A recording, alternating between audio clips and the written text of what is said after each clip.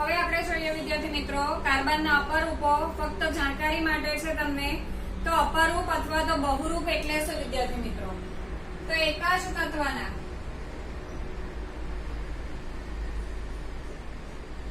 બે કે તેથી વધુ સ્વરૂપો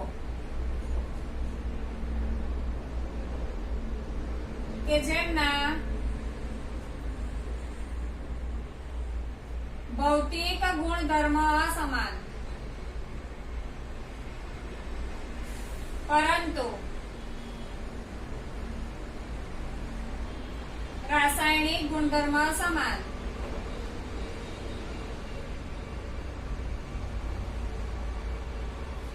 તેને શું કહેવામાં આવે છે અપરૂપ। જે કઈ પણ પરમાણુ હોય છે તે બધા શેના બનેલા હોય છે તો કાર્બન પરમાણુના જ બનેલા હોય છે। અહીંયા આપણે કાર્બનના અપરૂપ વિશે ચર્ચા કરવાની છે તો તે કાર્બનથી જ બને છે। સલ્ફરના અપરૂપની વાત કરીએ તો પીળો સલ્ફર, રાતો સલ્ફર, કાળો સલ્ફર, આ રીતે સલ્ફરના શું છે બહુરૂપ છે। કાર્બનના આપણે અપરૂપ અથવા બહુરૂપની વાત કરીએ તો કાર્બનની અંદર શું છે તેના ત્રણ બહુરૂપ છે। એક છે હીરો, બીજું છે ગ્રેફાઇટ અને ત્રીજું છે ફુલેરી। હીરો જે છે હીરાની અંદર પ્રત્યેક કાર્બન પરમાણુ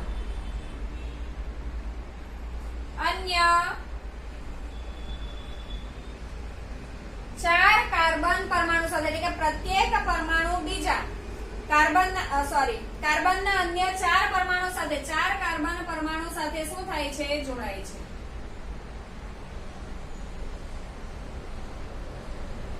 એટલે કે આ જે કાર્બન પરમાણુ છે એ એક કાર્બન, બીજો કાર્બન, ત્રીજો કાર્બન અને ચોથો કાર્બન। પછી આ ચોથો કાર્બન નો છે તે એક તો છે જ, બે, આ 3 ને આ 4 એટલે કે પ્રત્યેક કાર્બન પરમાણુ બીજા અન્ય 4 કાર્બન પરમાણુ સાથે જોડાય છે। એટલે ચારે ચાર સંયોજકતા એની વપરાઈ જાય છે જેને કારણે હીરા પાસે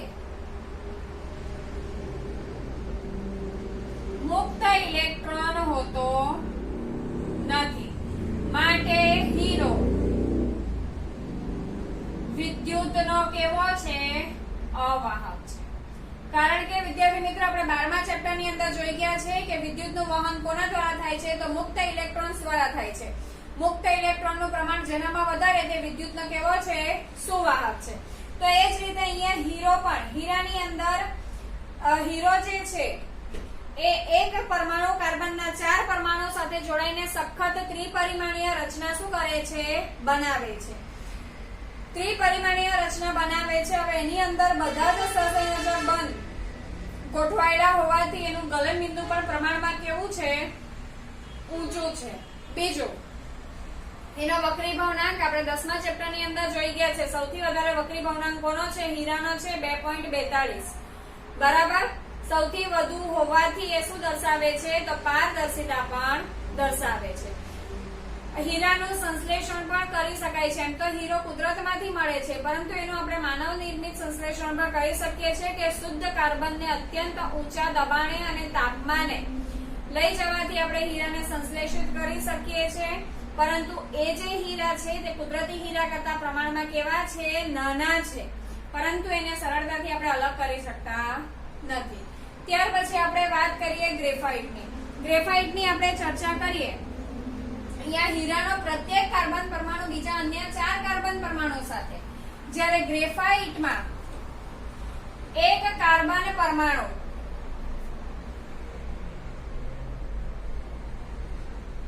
પ્રત્યેક કાર્બન પરમાણુ બીજા 3 કાર્બન પરમાણુ સાથે જોડાય છે।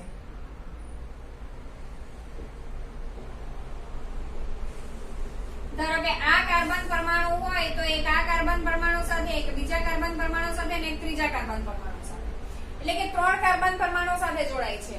પરંતુ કાર્બનની સંયોજકતા કેટલી 4। હવે 4 સંયોજકતા કાર્બને પૂરી જ કરવી પડે તો કોઈક એક કાર્બન સાથે એ શું બનાવે છે દ્વિબંધ બનાવે છે। એટલે ગ્રેફાઇટ ની અંદર એક શું આવે છે? દ્વિબંધ. એ તો સંયોજકતા પૂરી કરવા માટે એક દ્વિબંધ લે છે, પણ આમ જોઈએ તો કાર્બન પરમાણુ બીજા કેટલા કાર્બન પરમાણુ સાથે જોડાય છે? 3 જ. એટલે એક સંયોજકતા બાકી રહે છે, પરિણામે એક ઇલેક્ટ્રોન કેવો રહે છે? મુક્ત. તો એક ઇલેક્ટ્રોન મુક્ત હોવાથી તે વિદ્યુતનું વહન કરશે.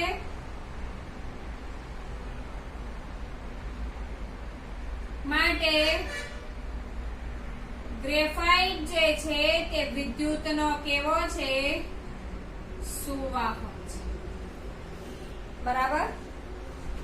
આમ એ આ રીતે સ્તર બાય સ્તર એટલે કે ષટકોણીય સ્તરમાં જોડાય છે. તમને ગ્રેફાઇટનું બંધારણ પણ આપેલું છે અને ષટકોણીય સ્તરમાં જોડાઈને ષટકોણીય જાળીદાર શું બનાવે છે? માળખું બનાવે છે.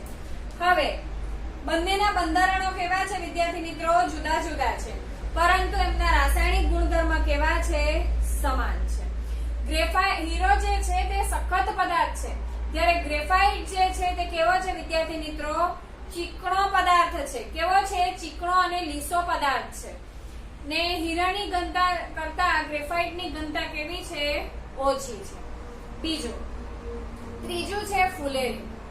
ફુલેરીન જે છે તે કાર્બન 16 ફૂટબોલના આકારની શું ધરાવે છે? ગોઠવણી ધરાવે છે. એનું જે માળખું છે એનું નામ ફુલેરીન શેના પરથી આપવામાં આવેલું છે? તો અમેરિકન આર્કિટેક્ચર બકમિનિસ્ટર ફુલરના નામ પરથી.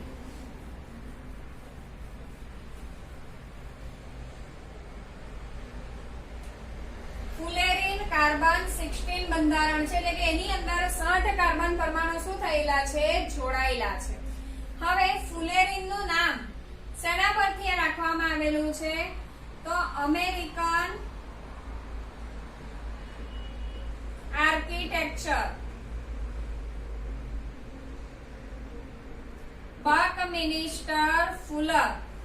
વિદ્યાર્થી મિત્રો, આપણે ગયા શનિવારનું જો ઝગમગ જોયા છે, આપણે જોઈએ તો ગુરુવારે હું તમને આ વિડિયો લેક્ચર મોકલું છું, તો એના આગલા શનિવારની અંદર ઝગમગની અંદર આનો લેખ તમને આપેલો છે. બકમિનિસ્ટર ફુલર જીઓડેસિક ડોમ. એની જે આખી રચના હતી ને તે કોના જેવી છે? તો આ આપણે જે ફુલેરીન જોઈએ છે ને એના જેવું જ છે. જીઓડેસિક ડોમ જેવું એનું શું છે? બંધારણ છે, એટલે કે ગુંબજ જેવો દેખાય છે. શેના જેવો? ગુંબજ. એને જે ગુંબજની રચના કરેલી છે ને એવી જ રચના કોની દેખાય છે? આ જે કાર્બન 16 નો પરમાણુ જે બને છે ને તેની દેખાય છે. એટલા માટે એને એનું નામ શું આપેલું છે? એના પરથી ફુલેરીન. એટલે બકમિનિસ્ટર ફુલરના નામ પરથી એનું નામ શું રાખવામાં આવેલું છે? ફુલેરીન. એની અંદર કાર્બન પરમાણુની ગોઠવણી ફૂટબોલના આકારની જેમ થયેલી છે. બીજું કે આ શું છે? ફુલેરીન. તો આ આપણે 3 શું જોઈ ગયા છે? તો કાર્બનના અપરૂપો તમારી જાણકારી માટે છે અને કદાચ પૂછાય તો પણ આપણે એની અંદરથી શું કરી શકીએ છીએ? લખી શકીએ છીએ. હવે આપણે જોવાનું છે પ્રશ્ન તમને આપેલા છે તેની ચર્ચા કરીએ.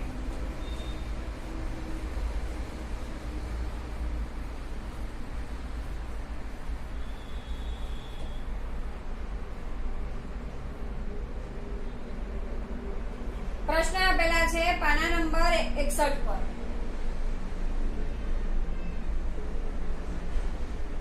પહેલું છે કે CO2 સૂત્ર ધરાવતા કાર્બન ડાયોક્સાઇડ નું ઇલેક્ટ્રોન બિંદુ નિરૂપણ.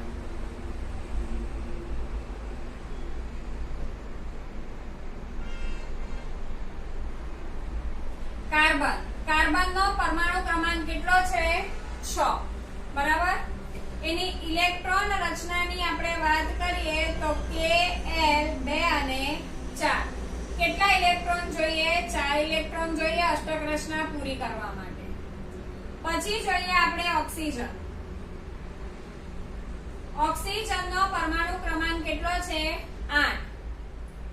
ઇલેક્ટ્રોન રચના આપણે જોઈએ તો Kl 2 અને 6. કેટલા ઇલેક્ટ્રોન જોઈએ? 2 ઇલેક્ટ્રોન જોઈએ. બરાબર. હવે આપણે લખીએ CO2 તો અહીંયા કાર્બનની બાહ્યતમ કક્ષામાં કેટલા ઇલેક્ટ્રોન છે? 4.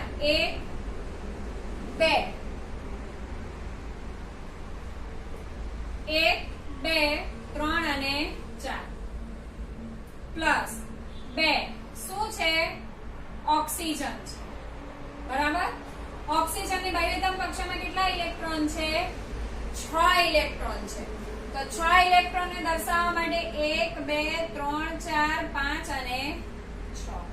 પણ એ કેટલા છે? 2. હવે એને દર્શાવવું હોય તો કાર્બન, ઓક્સિજન અને ઓક્સિજન. કાર્બનના પહેલા 4 ઇલેક્ટ્રોન દર્શાવી દઈએ. 1 2 3 અને 4. ને ઓક્સિજનના આપણે દર્શાવીએ 1 2 3 4 5 અને 6. બાહ્યતમ કક્ષામાંના ઇલેક્ટ્રોન દર્શાવવાના છે 1 2 3 4 5 અને 6. હવે કાર્બનને કેટલા ઇલેક્ટ્રોન જોઈએ છે વિદ્યાર્થી મિત્રો? 4. તો કાર્બનના 4 છે, બીજા 2 આ ઓક્સિજન પાસે મેળવશે અને બીજા આ 2 ઓક્સિજન પાસે. એટલે આ રીતે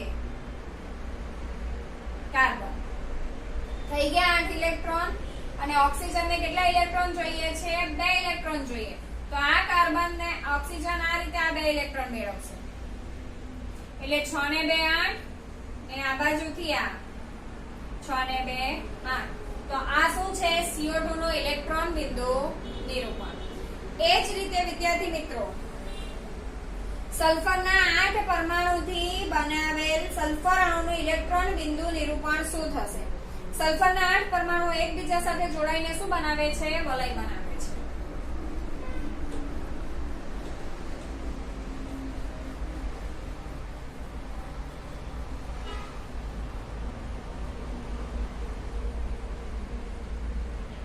એસિડ.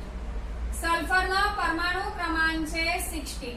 એટલે એની ઇલેક્ટ્રોન રચના KLm 2 8 ને 6. 8 ને 2 10, 10 ને 6 કેટલા? 16. સલ્ફર 8 પરમાણુનું બનેલું છે. તો આપણે લઈએ સલ્ફરના 8 પરમાણુઓ. 1 2 1 2 3 4 5 5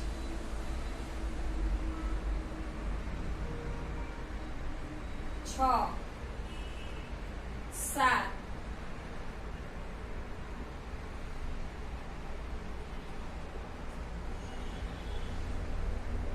1 2 3 4 5 6 7 ને 8. બરાબર. હવે પહેલા તો આપણે શું કરી નાખીએ વિદ્યાર્થી મિત્રો? તો એના 6 કેટલા ઇલેક્ટ્રોન આવશે બાહ્યતમ કક્ષામાં? 6. તો 6 ઇલેક્ટ્રોનની ગોઠવણી કરી નાખીએ. 1 2 3 4 5 6. 1 2 3 4 5 6. 1 2 3 4 5 6. 1 2 3 4 5 6. 1 2 3 4 5 6. 1 2 3 4 3 4 5 6. 1 2 3 4 5 6. 1 2 3 4 5 6. શા માટે વિદ્યાર્થી મિત્રો મેં 1 ને ડોટ વડે એટલે તમને ખ્યાલ આવે કે કોની સાથે કેવી રીતે થાય છે. તો 6 છે તો આને 2 જોઈએ.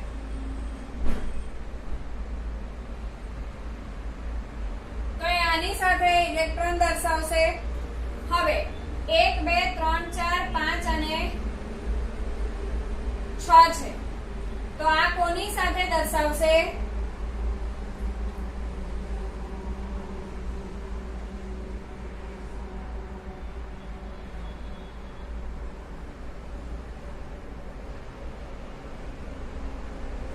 તો આ 6 ને 2 8. આના 6 છે તો એ કોની સાથે દર્શાવશે વિદ્યાર્થી મિત્રો? આની સાથે. બરાબર. હવે આના 1 2 3 4 5 6 તો એ કોની સાથે દર્શાવશે? આની સાથે. પછી 1 2 3 4 5 6 તો એ કોની સાથે આ બાજુવાળી સાથે 1 2 3 4 5 6 તો એ કોની સાથે તો આની સાથે આ 6 આ 8 1 2 3 4 5 6 આ 1 2 3 4 5 6 ને આ 8 થઈ ગયા વિદ્યાર્થી મિત્રો 8 બધાના ખ્યાલ આવે છે તો આ રીતે સલ્ફર વલય બનાવે છે અને સલ્ફર જે છે તે ક્રાઉન આકારનું વલય બનાવે છે એટલે કે 1 2 3 4 અને 5 બરાબર તો આ રીતે 5 હવે અહીંયાથી 6 7 અને 8